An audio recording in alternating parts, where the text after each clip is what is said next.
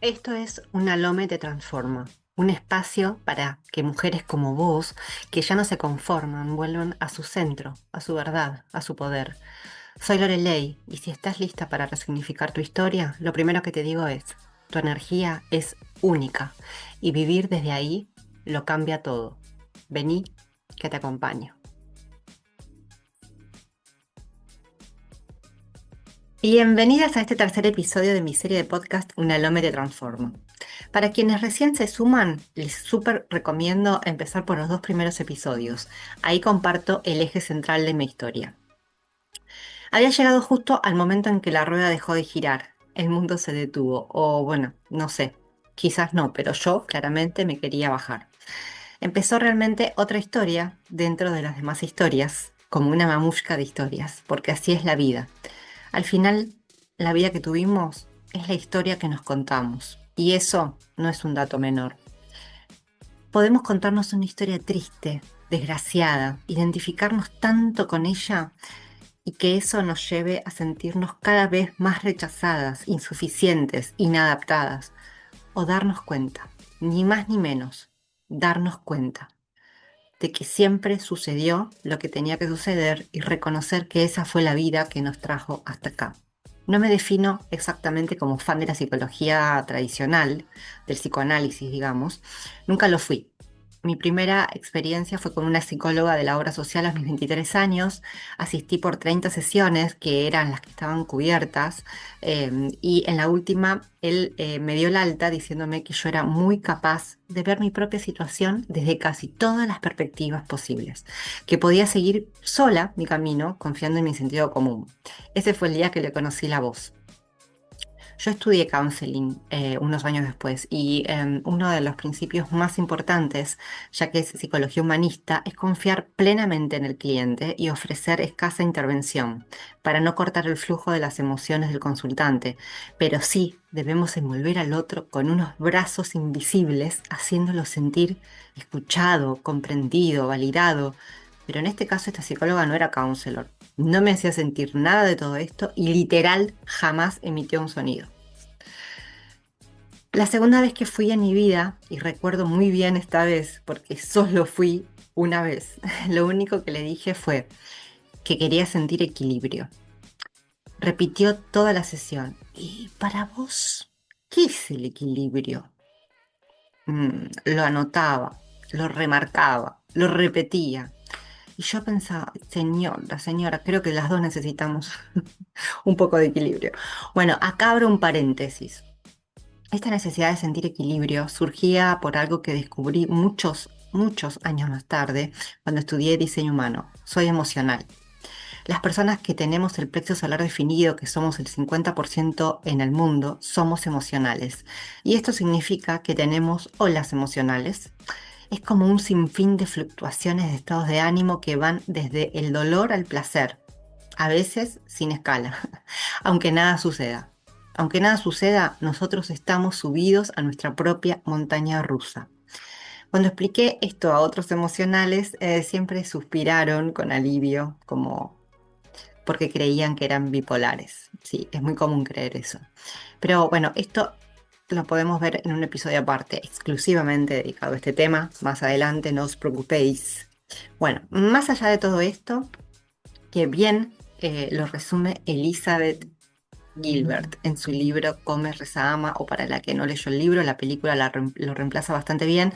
Equilibrio es no dejar que nadie te ame menos de lo que tú te amas. Mejor dicho, imposible. Como decía, resignificar los hechos del pasado nos permite tener autocompasión y tener autocompasión nos permite darle un nuevo significado a nuestra historia. ¿El huevo o la gallina primero? Bueno, no sé. Qué maravilloso que es si nuestra nueva versión de hoy sí puede comprender, el dolor que atravesamos y agradecer profundamente todo ese aprendizaje que sacamos de ahí. Ese recuerdo que tanto dolor te causaba puede convertirse en el trampolín hacia tu nuevo nivel de conciencia. Y como decía, la rueda se detuvo.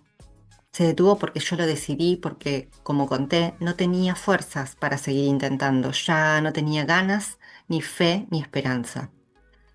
No quería no quería entrar en detalle, más detallar en lo que implicó atravesar estos meses oscuros de depresión, pero sí quiero decir esto. Vivir algo así en soledad y en silencio puede ser devastador. Es como caer en un pozo donde no llega la luz, donde todo pierde sentido. Y además sentir que no podés decirlo, que tenés que seguir funcionando, que no podés molestar, que no podés fallar. Recuerdo perfectamente esa sensación de estar rodeada de gente y aún así sentirme completamente sola. De sentir que si decía lo que me pasaba, no me iban a entender o peor, me iban a juzgar. Y eso, créeme, duele más que la tristeza misma. Por eso, si hoy estás escuchando esto y te sentís así, no te aísles, pedí ayuda. Aunque sea una palabra, un mensaje, una mirada, aunque sientas que no tenés fuerzas, aunque creas que ya nada va a cambiar, pedí igual ayuda, por favor. Apenas pude ver una gota de luz entrando por la cerradura, metí la llave y le abrí la puerta al cambio, obvio, claro que sí. Apenas tuve un ápice de fuerzas, me mudé, necesitaba dejar atrás esas paredes que abrazaron tanta felicidad y luego tanta oscuridad. Antes de seguir, debo presentarles a Toto. ¿Quién es Toto? Toto es mi almita preferida, es un Yorkie mini, sí, como el jazmín de Susana Jiménez, pero más mini y machito. Toto había llegado a mi vida el año anterior, justo antes de conocer al Chico de La Plata. Tenerlo había sido una decisión mía, porque cuando implementaba SAP para Colombia, Perú y Ecuador, si no estaba viajando me quedaba trabajando desde mi casa y sentía que necesitaba cohabitar con otro ser vivo y empecé a buscar una raza pequeña apta para departamentos. Mi hermano encontró un chico que tenía una parejita de Yorkies que cada tanto tenían crías. Cuando lo fui a ver por primera vez tenía 15 días. Estaba en un canastito mientras su hermano dormía. Él hacía lío, obvio lo elegía él, y volví a buscarlo cuando cumplió 40 días. Cuando me iba de viaje o a pasar el fin de a La Plata, Toto se quedaba en la casa de mis papás. Y cuando volví a la oficina, cuando dejé de viajar, me daba pena dejarlo en mi casa todo el día solo, así que lo dejaba toda la semana con ellos y solo estaba con él el fin de semana. Continuando ahora sí con el relato, una vez mudada, busqué por tercera vez en mi vida para hacer terapia. A sabiendas que no había tenido buenas experiencias, esta vez me esmeré por encontrar una psicóloga gestáltica. Fui 3 veces, claramente no nos entendimos, sentía que tenía hasta un tono sarcástico, imagínate, un horror. Lo único positivo que pude rescatar fue que me dijo que Toto era mi familia. Aclaro esto, aclaro esto porque en aquel momento no existía tanta oferta de profesionales como hoy, porque no había redes sociales y se atendía solo presencial. Por esto mismo es que me esmeré muchísimo en conseguir una psicóloga gestáltica. Fue un gran trabajo conseguirla. Bueno, desde ese momento Toto y yo empezamos a estar siempre juntos. Como ella me dijo, si yo era su dueña, él iba a saber esperarme, que era natural dejarlo solo, pero que él iba a esperar feliz que yo volviera. Y así fue. Y quizás sea un spoiler, pero les cuento que Toto me salvó en pandemia. Fue mi todo. Bueno, ya habían pasado para entonces 8 o 10 meses de mi separación y de a poquito empecé a unir mis pedacitos, para lo cual obvio Toto fue una pieza fundamental. No solo por su amor incondicional, sino porque también me obligaba a cuidarlo, que es algo muy sanador y terapéutico, lo recomiendo muchísimo. Y como salíamos a caminar por el nuevo barrio con él, cuando volvía del trabajo, empecé a pasar todos los días por un pet shop, una tienda de alimento y accesorios para mascotas, que estaba a unas cuadras. Pasaba y saludaba a la dueña, entraba a ver unos juguetitos y a charlar con ella. Y así fue que hice mi primer proceso de counseling. Inesperado, inexplicable e informal, pero el más efectivo. Acá es donde explico qué es un proceso de counseling. Bueno, el counseling, que ya lo había mencionado antes, es una rama de la psicología humanista que parte de una idea poderosa, ¿no? Las personas no necesitan que les digan qué hacer. Nosotros tenemos ese poder dentro nuestro. Solo necesitamos un espacio donde ser escuchados, con presencia, empatía y sin juicios. Y eso a veces puede ser mucho más transformador que cualquier consejo.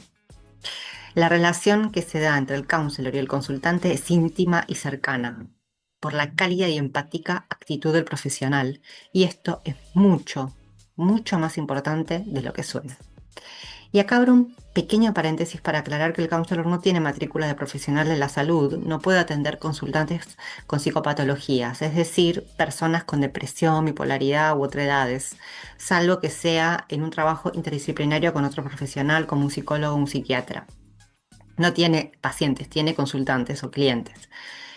Sí puede acompañar todo el resto de las circunstancias de la vida en general, lo que se denominan crisis vitales, como separaciones, duelos, momentos de cambio, etc.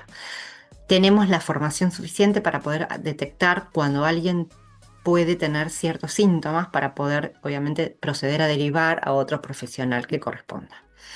Bueno, mi proceso de counseling se dio con la dueña del pet shop. Fui y charlé con ella 2 horas aproximadamente, de lunes a viernes, aproximadamente, por casi 4 meses. Porque sin querer empecé como a contarle mi vida un día. Y como obvio no terminé, seguí, seguí y seguí. Y ella casi no me interrumpía, me miraba. Nunca me sentí juzgada, pero siempre aceptada y algunas veces un pilín admirada, sí. Admiración, eso que no te enseñan, pero que transforma todo. Esa chispita en los ojos del otro que dice, wow, todo eso hiciste. Eso para mí es magia. Necesitamos también un poco darnos cuenta de que somos grandes, que todos tenemos superpoderes. Y acá te propongo algo. Pensá cuáles son los tuyos. Mírate. En ese momento yo no sabía lo que era un proceso de counseling, pero esto fue. Y este fue mi pequeño primer gran paso en mi camino de sanar. Hablando, hablando, hablando, escuchándome y reflexionando.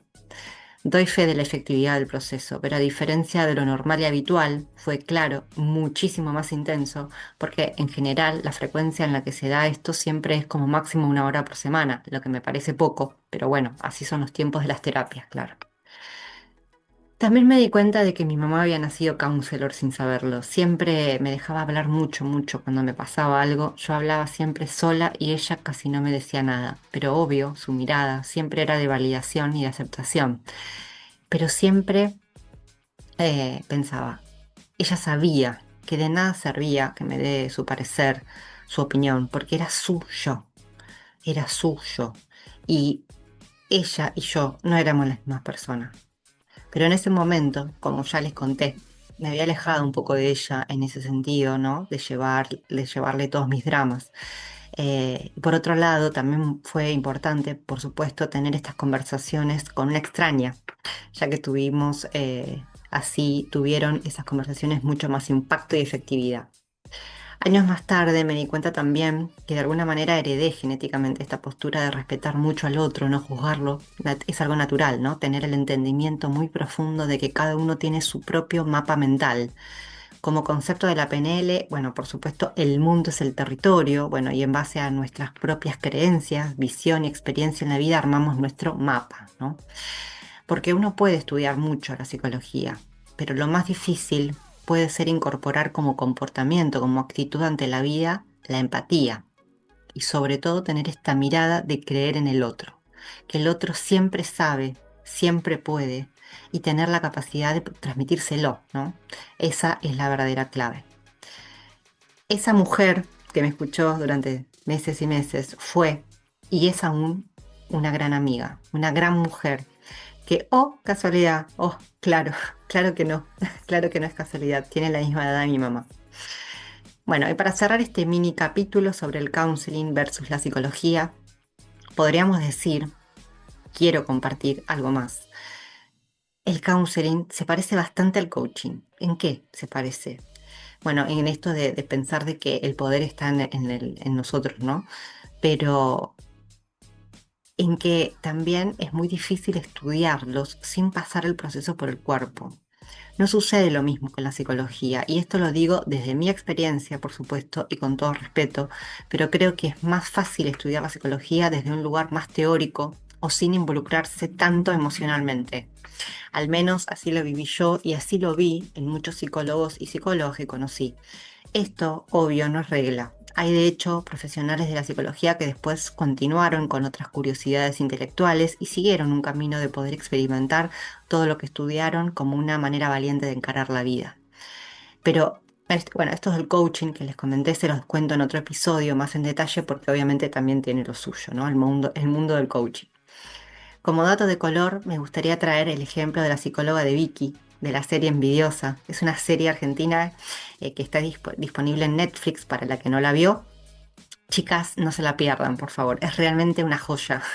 Vicky es un caso de estudio, pero la psicóloga es un personaje fantástico. Amaría que la vean y me comenten qué les parece. Especialmente la psicóloga. Y si quieren, Vicky también. Por favor. Bueno, si llegaste hasta acá, gracias. Gracias por escucharme, por sostener mi voz y mi historia, porque también eso es lo que más necesitaba en ese momento, ¿no? Que alguien me escuche, sin interrumpirme, sin juzgarme, sin corregirme, solo estar. Y ahora entiendo que eso fue lo que recibí y también lo que hoy puedo ofrecer. Cuando estudié counseling todo cobró sentido. Esa escucha que me habían regalado sin título ni diploma había sido medicina. Y así lo es para muchas personas, un espacio donde por fin te sentís válida, acompañada y vista. No siempre sanamos con estructuras, a veces sanamos con un mate, una charla de pie frente a un mostrador o con una mirada que no te cuestiona. Sanamos cuando el alma del otro te abraza sin decir una palabra. Y hoy, desde este lugar más entero, puedo decirte que sanar es posible, que no siempre el camino se ve profesional ni prolijo, pero igual transforma. Quizás vos también estés atravesando algo parecido, o no tanto, o no tan grave, pero quizás sientas que nadie te entiende, a veces, que todo pesa, que no sabes a quién acudir. Mi mensaje es simple, no estás sola, no estás rota, no sos un problema para corregir ni para arreglar, solo necesitas como yo en aquel momento, alguien que te vea entera, incluso cuando te sentís en pedacitos. Porque déjame decirte que la claridad llega cuando te atreves a cuestionar la vida que construiste en automático. La transformación llega cuando dejas de huir de lo que sentís. La paz llega cuando soltás la exigencia de tener todo resuelto. La autenticidad llega cuando te permitís no gustarle a todos. El poder llega cuando dejas de pedir permiso para ser vos. La expansión llega cuando dejas de ir por lo conocido y elegís lo verdadero. La certeza llega cuando elegís tu alma por encima del ruido externo. La conexión llega cuando dejas de pretender y elegís mostrarte real. Este podcast se llama Una Lome te transforma, porque esta es la promesa, acompañarte a través del recorrido, no para evitar el caos, sino para abrazarlo y encontrarle sentido. Nos encontramos en el próximo episodio, por supuesto, donde ya veremos qué otra historia o insight o herramienta se cuela entre mis palabras para seguir transformándonos juntas. Un abrazo muy, muy apretado.